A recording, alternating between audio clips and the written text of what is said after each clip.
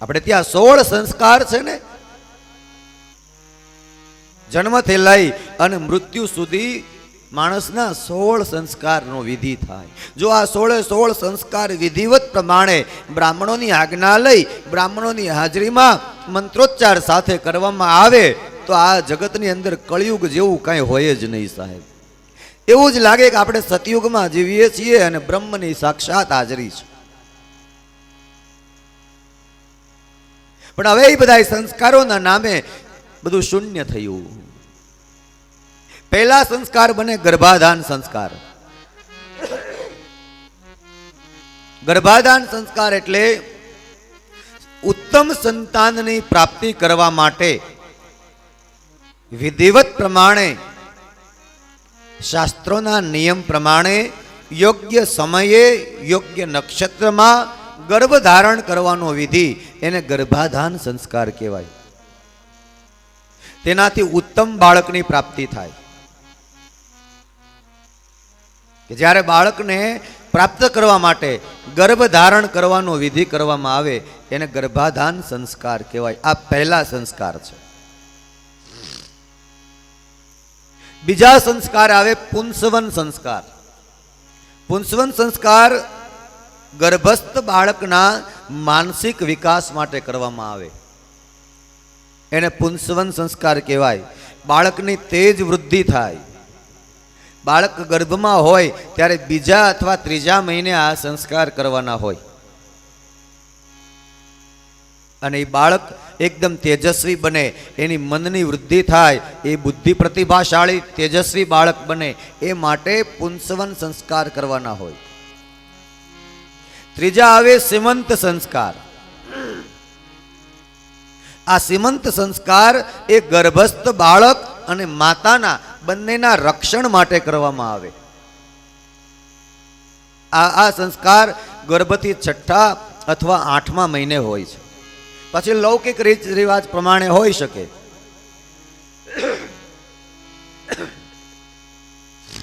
માતાના અને બાળકના રક્ષણ માટે કરવામાં આવતા સંસ્કાર એને સીમંત સંસ્કાર કહેવાય. એનાથી માતાનું પણ તેજ વધે અને બાળકનું પણ તેજ વધે. ચોથા સંસ્કાર આવે જાત કર્મ સંસ્કાર. જાત કર્મ સંસ્કાર એટલે બાળકનો જન્મ થાય પછી નાલ છેદન થયા પહેલા મધ અને ઘી બંને ભેગા કરી સોનાની સળી એમાં જબોળી અને બાળકની જીભ ઉપર ઓમ લખવામાં આવે. બાળકનો જન્મ થાય પછી નાળ કાપવામાં આવે. એ નાળ છેદન થયા પહેલા આ વિધિ કરવાનો હોય. એને જાત કર્મ સંસ્કાર કહેવાય. એ બાળકના જીભ ઉપર મધ અને ઘી સોનાની સળીથી, કદાચિત સોનાની સળી ન મળે તો દાડમની સળી લઈ શકાય અથવા તો તુલસીની સળી લઈ શકાય. એમાં જબોળી અને બાળકના જીભ ઉપર ઓમ લખવામાં આવે અથવા તો બાળકને મધ અને ઘી સોનાની સળીથી માત્ર ચટાડવામાં આવે અને એ વખતે મંત્રોચ્ચાર કરે બ્રાહ્મણો અને એ વિધિને જાત કર્મ સંસ્કાર વિધિ કહેવાય છે. એનાથી બાળક ઉત્તમ વાણી પ્રાપ્ત કરે. એની વાણીમાં ક્યારેય તોછડાઈ ન હોય. એ બાળક સતત હરિભજનમાં વ્યસ્ત રહે. એ બાળક કાં તો ભક્ત થાય, કાં દાતાર થાય, કાં શુરવીર થાય અને કાં તો કોઈ સંત પરમ પદને પામે. આ જાત કર્મ સંસ્કાર છે. પછી આવે નામકરણ સંસ્કાર. આ નામકરણ સંસ્કાર બાળકના જન્મથી 11મા દિવસે કરવાના હોય. આપણે 6ઠીના દિવસે કરીએ છીએ પણ નિયમ પ્રમાણે બાળકના 11મા દિવસે નામકરણનો વિધિ કરવામાં આવે. જે રાશિમાં ચંદ્ર બિરાજમાન હોય તે રાશિ ઉપરથી બાળકનું નામ પાડવામાં આવે અને એ નામ પણ એવા હોવા જોઈએ કે એનું કંઈક સારો અર્થ નીકળતો હોય. એવા નામકરણનો વિધિ. પછી અમુક નામ આપણે એવા પાડી દઈએ કે ઘરડા થાય ત્યારે એને ડોહો ડોહી થાય તો કેમ બોલાવવા એ નક્કી ન થાય. હવે માની લો કે કોઈકનું નામ ડિમ્પલ હોય, ટ્રિંકલ હોય તો એ ડોસી થાય ત્યારે એને શું કહેવું? ઈ શોભા આપે ખરા સાહેબ? માં લગાડી દેવું પડે. કેમ? અને ઈ કેમ શોભા આપે સાહેબ? ડિમ્પલ ડોશી. પેલા તો નામ હતા સાહેબ અંજવાળી ડોશી. કેવું રૂડું લાગતું. ગંગા માં, જમના માં, આવા બધા નામ હતા. એ નામ પાછળ માં લગાડો ને તો એ શબ્દમાં કંઈક એવું રૂડો લાગતો. એ શબ્દ બોલીએ ત્યાં ભેર્યું ભેર્યું મોઢું લાગતું. હવે એ નામકરણ ગયા સાહેબ એટલે બધા પછી સંસ્કારોના નામે દિવાસળી મૂકવામાં આવી. આ નામકરણનો વિધિ બાળકના જન્મ પછી 11મા દિવસે કરવાનો હોય. આજે તો બાળકનો જન્મ થાય એટલે તરત જ બ્રાહ્મણો પર ફોન જાય કે અમારા ઘરે બાળકનો જન્મ થયો, રાશિ જોઈ આપો ને. ન જોવાય. 11મા દિવસે જ નામ થાય. પછી હવે લૌકિક રિવાજ પ્રમાણે આપણે ત્યાં 6ઠ્ઠીના દિવસે નામ થઈ જાય છે. હવે તો જોવડાવવાની જરૂર નથી. છાપામાં રાશિ આપી દીધી એટલે જોઈ લીધું, નામ પાડી લીધું. પણ એવું ચાલે નહીં. આ બધી પરંપરાઓ આપણી પડી, એની પાછળના બધા રહસ્યો છે. આ બધું શું કામ કરવું જોઈએ? પેલા તો નામ પણ બ્રાહ્મણ જ પાડતા. બ્રાહ્મણને એમ કહેતા કે તમે નામ પાડી આપો ને. એ બ્રાહ્મણની પાસે વેદ, પુરાણ, કથાઓનું બધું જ્ઞાન હોય. એમાં કોઈ ઉત્તમ નામ દેખાય, સંભળાય તો એ બ્રાહ્મણને એનું નામ પાડતા. એમાંથી કંઈ સારા અર્થઘટનો નીકળતા. યા તો કોઈ ભગવાનના નામ પરથી નામ પાડે તો એમ કે આખા દિવસમાં બાળકને કદાચ 10 વાર નામ લઈને બોલાવી તો 10 વાર તો ભગવાનનું નામ બોલાશે. એટલે જ પહેલાના સમયમાં નારાયણ નામ રાખતા, રામ નામ રાખતા, બાલકૃષ્ણ નામ રાખતા. આવા નામ હતા.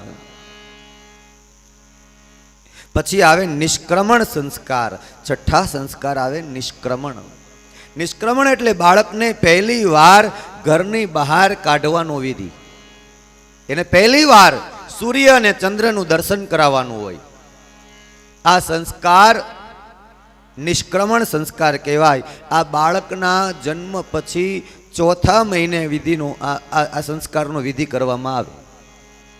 એને કહેવાય નિષ્ક્રમણ સંસ્કાર. એટલે ઘરમાંથી બાળકને પહેલી વાર બહાર કાઢવાનું.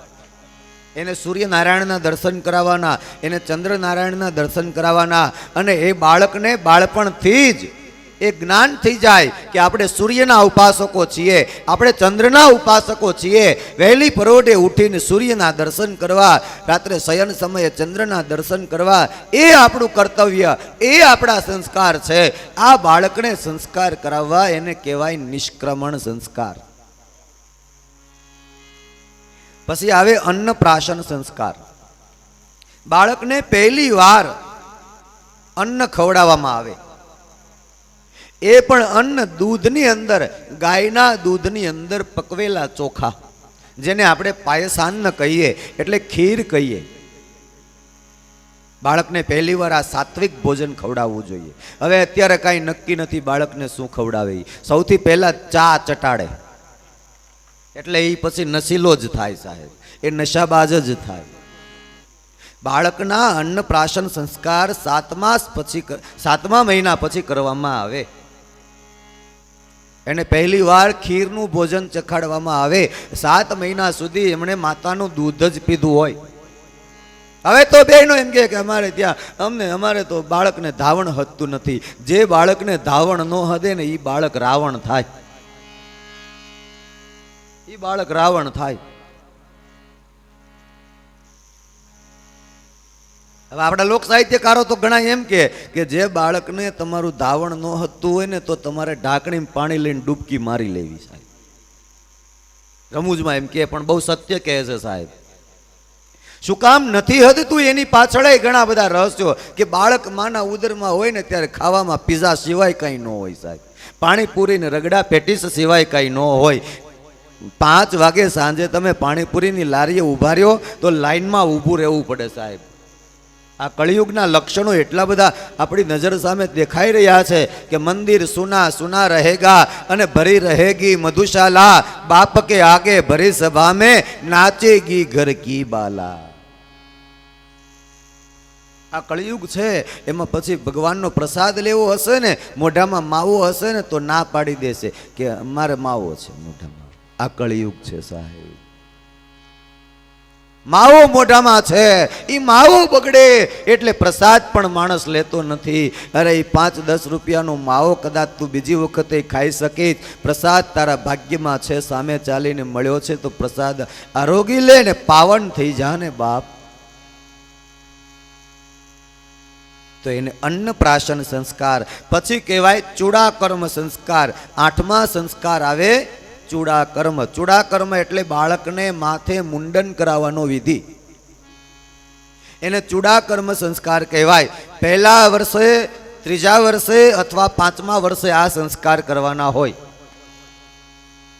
કે બાળકને માથેથી વાળ ઉતારવાના. કારણ કે બાળક માતાના ઉદરમાં જ્યારે હોય ત્યારે નરકના ખાડામાં પડ્યો હોય, એના વાળની અંદર અસંખ્ય કીટાણુઓનો ભરાવો થયો હોય. એ બાળકને પહેલા વર્ષે અથવા ત્રીજા વર્ષે અથવા 5મા વર્ષે માથે મુંડન કરાવવાનો વિધિ કરવામાં આવે, એને ચૂડાકર્મ સંસ્કાર કહેવાય.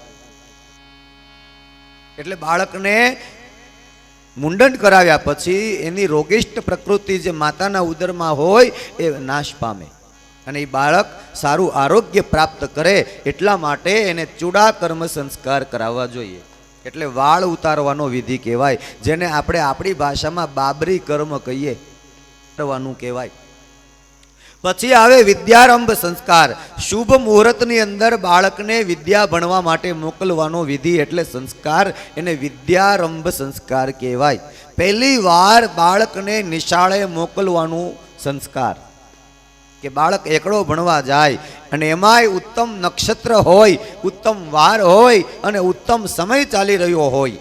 વિદ્યા પ્રાપ્ત કરવા માટે બાળક જ્યારે પહેલી વાર પ્રયાણ કરે ત્યારે એમ કહે છે કે વિદ્યારંભે ગુરુ શ્રેષ્ઠ. ગુરુવાર વિદ્યા આરંભ કરવા માટેનો શ્રેષ્ઠ વાર ગણાય.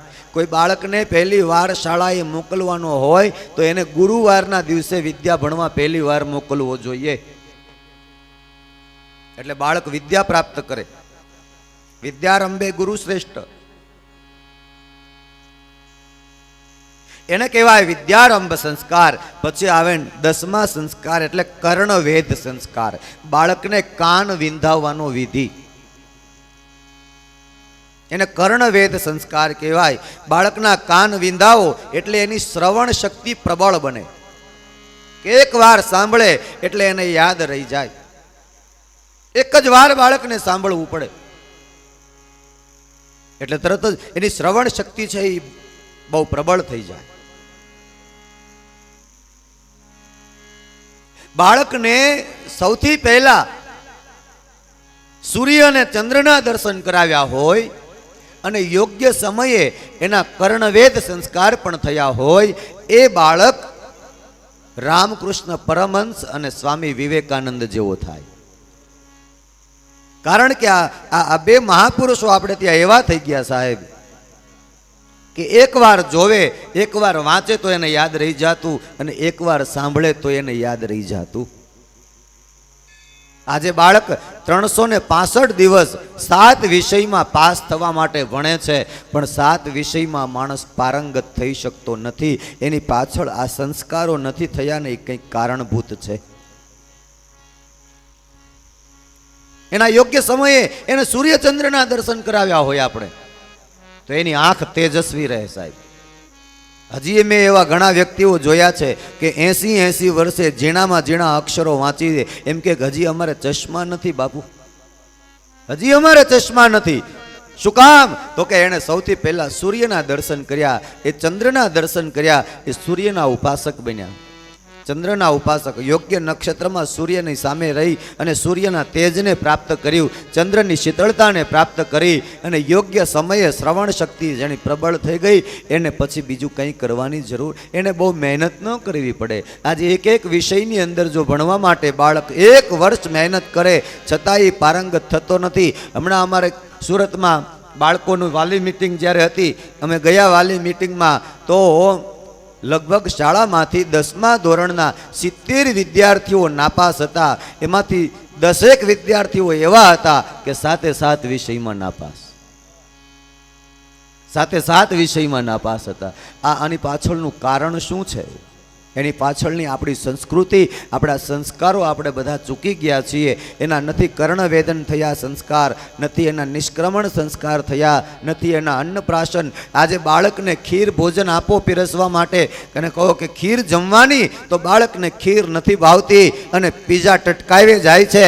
એને પીઝો પચી જાય, એક વાટકી ખીર પચાવવામાં 3 દિવસ લાગે. એની પાછળનું કારણ છે કે અન્નપ્રાશન નથી થયા. આજે બાળકને સાત્વિક ભોજન ગમતું નથી અને તામસિક પ્રકૃતિના ભોજનો બાળકને બહુ ગમે. એની પાછળનું કારણ શું? આજે સાંજે 4-5 વાગે અને બાળક એમ કે મને ભૂખ લાગી અને માં એને એમ કે બેટા સફરજન સુધારું, બેટા કેળા ચીકુ સુધારું, દ્રાક્ષ ખાવી છે, તો એ બાળક ના પાડે અને એમ કે બા મને કુરકુરિયું લઈ આવી દે.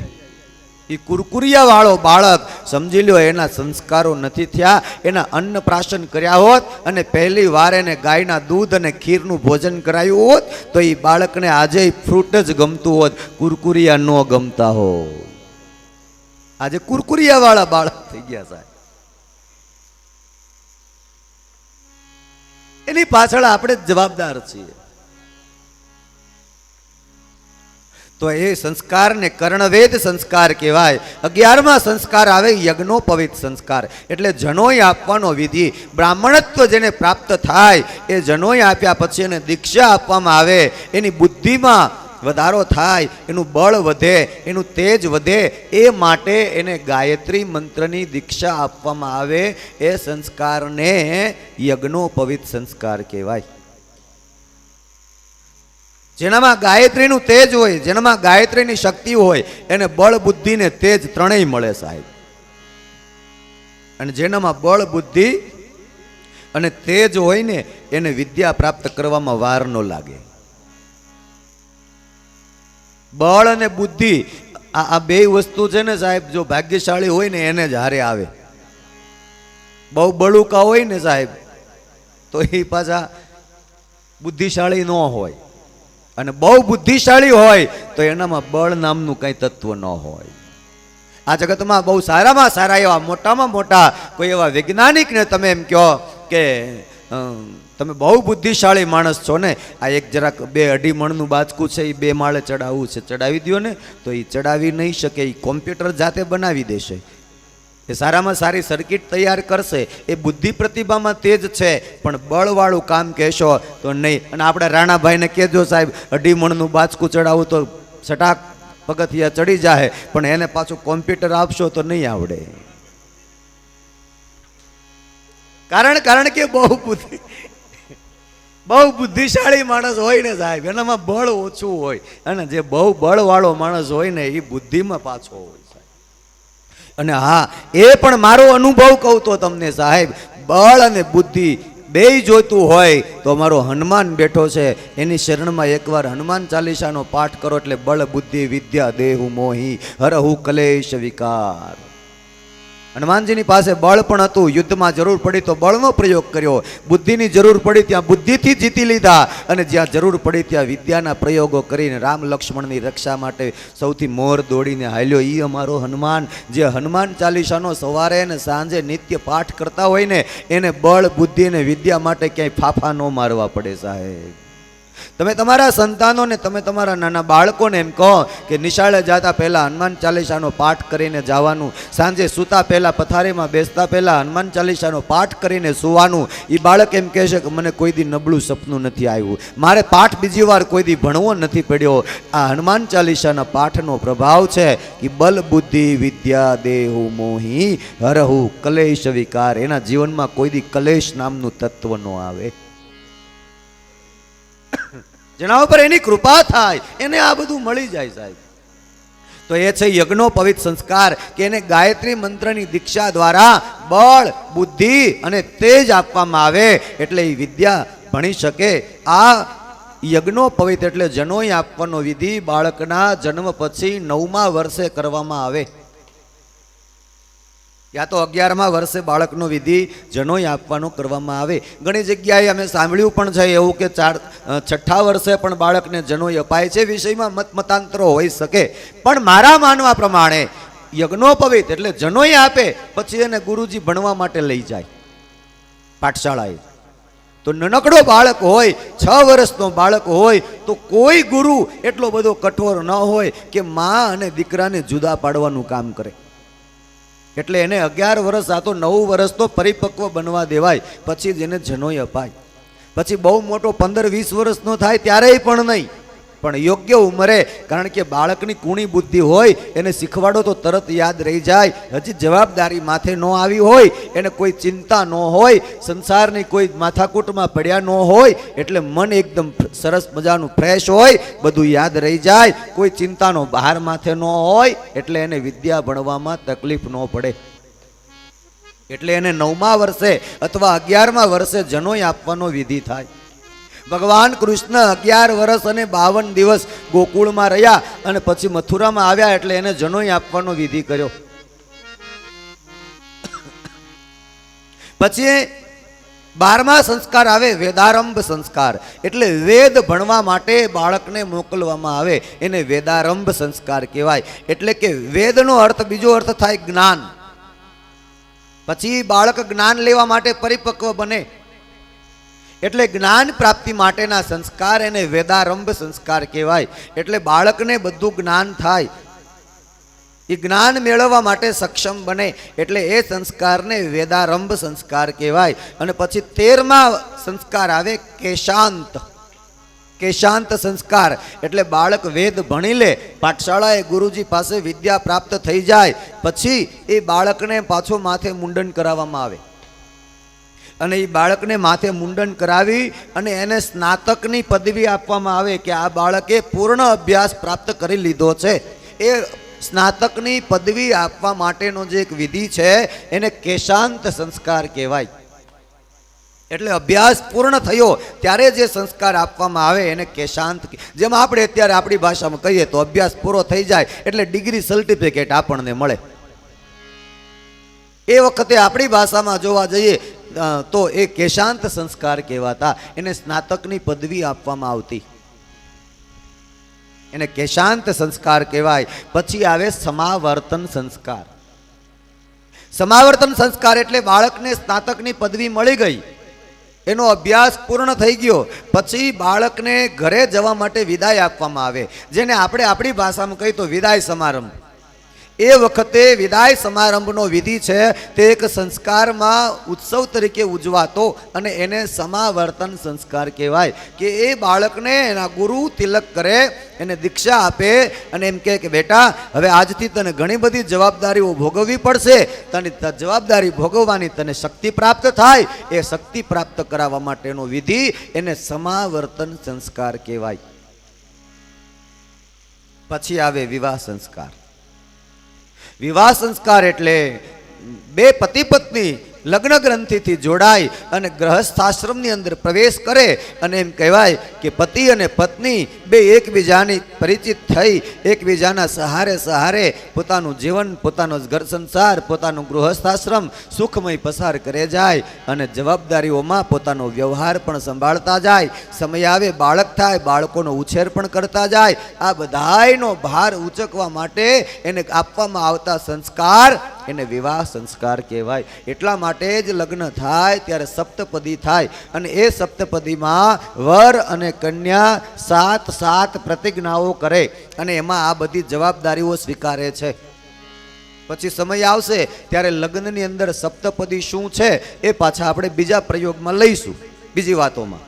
પણ અત્યારે આટલું સમજાવું કે વિવાહ સંસ્કારમાં સપ્તપદી ભણે અને વિવાહ સંસ્કારની જવાબદારી માથે આવે કે હવે અમે સંસ્કાર ગ્રંથિથી બંધાયા, અમે ગ્રહસ્થાશ્રમમાં પ્રવેશ કર્યો, હવે અમારે માથે ભાર આવ્યો, વ્યવહાર સંભાળવો પડશે, પરિવાર સંભાળવો પડશે, માતા પિતા સંભાળવા પડશે, સાસુ સસરા સંભાળવા પડશે, બાળકો થશે તો એ જવાબદારી પણ નિભાવવી પડશે. આ બધી સમજણ આપતા સંસ્કાર એને વિવાહ સંસ્કાર કહેવાય.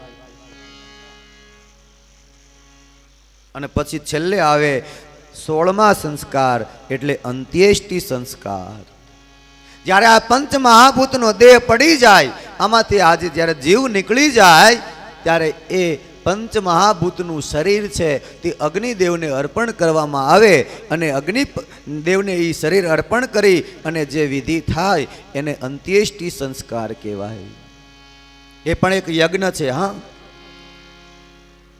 અંત્યેષ્ટિ સંસ્કાર ચિતાનો એક અગ્નિ હોય, એ અગ્નિની અંદર જ્યારે શબને સુવડાવવામાં આવે પછી એની ઉપર ઘી નાખવામાં આવે, એના ઉપર તલ, પછી લોકો એમ કે તો મશ ન વળે ને એટલે તલ નાખવામાં આવે, એટલે તલ નાખવામાં ન આવે. ચિતાની અંદર ચાલતો અગ્નિ પણ યજ્ઞ કુંડનો અગ્નિ કહેવાય. એ પણ એક પ્રકારનો અગ્નિ છે અને એની અંદર તલની આહુતિઓ આપવામાં આવે, એમાં ઘીની આહુતિઓ આપવામાં આવે. આ પંચ મહાભૂતનું શરીર અગ્નિદેવ એને સ્વીકારી લે, એ માટે અગ્નિદેવની એનો પરિવાર પ્રાર્થના કરે કે હે અગ્નિદેવ, હે અગ્નિનારાયણ, અમે આર્ય છીએ, અમે આર્યના ઉપાસક છીએ, અમે અગ્નિના ઉપાસક છીએ. અને અંતે આ શરીરમાંથી જ્યારે જીવ નીકળી ગયો, આ દેહ કોઈને કામ આવે એવું ન રહ્યો, તો આ પંચ મહાભૂતના શરીરને તમે સ્વીકારી લો, આ દેહ તમને અર્પણ કર્યો છે. આમ કહીને યજ્ઞકુંડમાં આ દેહની આહુતિ આપી દેવી, એને અંત્યેષ્ટિ સંસ્કાર કહેવાય. આવા 16 સંસ્કારો થયા. જેના આ 16 સંસ્કાર થયા છે એ જીવનમાં પરમાત્માના ધામમાં અંતે જાય છે. પરમાત્માના મોક્ષ દ્વાર એના માટે કાયમ માટે ખુલ્લા હોય છે. પણ જેના આ 16 સંસ્કારો નથી થયા તે સંસ્કાર રહિત છે. અને સંસ્કાર રહિતમાં નથી જ્ઞાન આવતું, નથી બુદ્ધિ આવતી, નથી તેજ આવતું, નથી એનામાં વિદ્યા આવતી, કે નથી એની વાણીમાં વિવેક આવતો. આજે માણસની ભાષા તોછડી બની ગઈ, જ્ઞાન વગરનો થઈ ગયો, બુદ્ધિ વગરનો થઈ ગયો. એની પાછળના રહસ્યોમાં ક્યાંક આપણા 16 સંસ્કારો આપણામાં નથી થતા, એ પણ જવાબદાર છે. અને દરેક મા બાપે બાળકનો ગર્ભ ધારણ કરે ત્યારથી આ નિયમ રાખવો જોઈએ કે મારે 16 સંસ્કાર કરાવવા છે. અંત્યેષ્ટિ સંસ્કાર તો આપણો પરિવાર કરશે ખબર નહીં, પણ આ 15 સંસ્કારની જવાબદારી આપણી છે. એ 15 સંસ્કાર જેના થયા જ હશે એના અંત્યેષ્ટિ સંસ્કાર ધામધૂમથી થશે સાહેબ. અમુક જગ્યાએ તો સાહેબ સુરતીમાં તો તમને ખબર છે કે માણસ મરી જાય તો શરણાઈ વગાડતા વગાડતા જાય, કરતાલ વગાડતા, ઢોલકી વગાડતા વગાડતા જાય અને એનો ધામધૂમથી અગ્નિ સંસ્કાર થાય. શું કામ? તો કે એ લોકો માને છે કે મૃત્યુ છે ને એ ઉત્સવ જેવું હોવું જોઈએ, મૃત્યુ શોકવાળું હોવું જ ન જોઈએ. ઉત્સવ જેવું મૃત્યુ ક્યારે થાય? જેના આવા 16 સંસ્કાર દીપી ઉઠ્યા હોય ને એનો છેલ્લો સંસ્કાર પણ દીપી ઉઠવો જોઈએ. શોકવાળું મૃત્યુ તો ત્યારે થાય કે જીવતા જીવત આપણે કોઈ દી કોઈને કામ આવ્યા જ ન હોય તો એ મર્યા પછી રડવું પડે, અરે રે આમને આમ જીવ એળે ગયો, કાંઈ કરી ન શક્યો, ભગવાને સરસ મજાનો મનુષ્ય અવતાર દીધો તો એ અવતાર એળે વયો ગયો, નો એનો કાંઈ બેડો પાર કરી શક્યો. એની પાછળ પોક મૂકીને રડવું જોઈએ.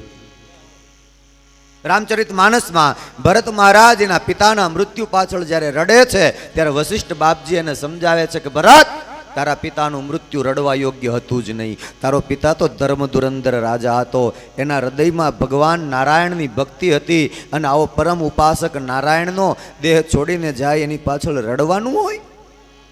તારે એની પાછળ આનંદ લેવો જોઈએ કે હું એક નારાયણના પરમ ભક્તનો દીકરો છું. તારે એની પાછળ રડવું જોઈએ નહીં ભરત. તારે એનું મૃત્યુ ઉત્સવમય હોય, એનું મૃત્યુ શોક કરવાને યોગ્ય નથી. શોક કરવાને યોગ્ય કોનું મૃત્યુ હોય? બ્રાહ્મણ સંધ્યા વગરનો હોય, બ્રાહ્મણ ગાયત્રીનો જપ ન કરતો હોય, એ બ્રાહ્મણ ગુજરી જાય તો રડી લેવાનું કે એ બ્રાહ્મણ ગયો પણ કાંઈ એનું કલ્યાણ ન થયું. કારણ કે એને કોઈ દી ગાયત્રી જપ ન કર્યા, સંધ્યાવંદન ન કરી, કાંઈ જ્ઞાન લીધું નહીં, કંઈ જ્ઞાન કોઈને આપ્યું નહીં. બ્રાહ્મણનું મૃત્યુ શોકમય હોવું જોઈએ. કોઈ ક્ષત્રિયનો દીકરો હોય તો એ ક્ષત્રિયનો દીકરો એને ક્યારેય પોતાના મ્યાનમાંથી તલવાર ધર્મની રક્ષા માટે ન કાઢી હોય, ક્યારેય પોતાના ઘરેથી પોતાના વેદ ગુરુ યતિ સતી સંન્યાસી બ્રાહ્મણ માટે રક્ષણ માટે ક્યારેય સામી છાતીએ લડ્યો ન હોય.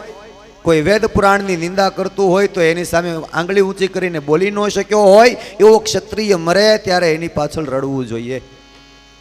એવો વૈશ્ય મરે કે એની પાછળ રડવું જોઈએ કે એણે ઈમાનદારીથી ક્યારેય પોતાનો ધંધો જ કર્યો નથી, પ્રમાણિકતા એના ધંધામાં રાખી નથી. આ ઈમાનદાર ન હોય ને આખી જિંદગી જૂઠું બોલી અને કોકનું ગળું કાપવાના જ ધંધા કર્યા હોય, આવો વેપારી મરે તો એની પાછળ રડવું જોઈએ. એ મૃત્યુ શોકમય કહેવાય. અને જો કોઈ સેવક સેવા કર્યા વગરનો કંઈક પામવાની ઈચ્છા રાખીને બેઠો હોય, સેવક એની સેવકાઈ ભૂલી ગયો હોય તો એની પાછળ રડવું જોઈએ. આવું વશિષ્ઠ બાપજીએ ભરત મહારાજને રામચરિત માનસમાં સમજાયું છે અને એમ કહ્યું છે કે તું તો એક ભક્ત છો, તું તો એક ક્ષત્રિયનો દીકરો છો કે વેદ ગુરુ યતિ સતી સંન્યાસીને માટે તું તારી મ્યાનમાંથી તલવાર ખેંચવા ક્ષણવારે મોડું ન કર. એવો તું દીકરો દશરથ મહારાજનો ને રડે છો. તો આ 16 સંસ્કારો છે એની કથા આપણે બહુ સંક્ષિપ્તમાં જોઈ છે, વિસ્તાર તો ઘણો છે.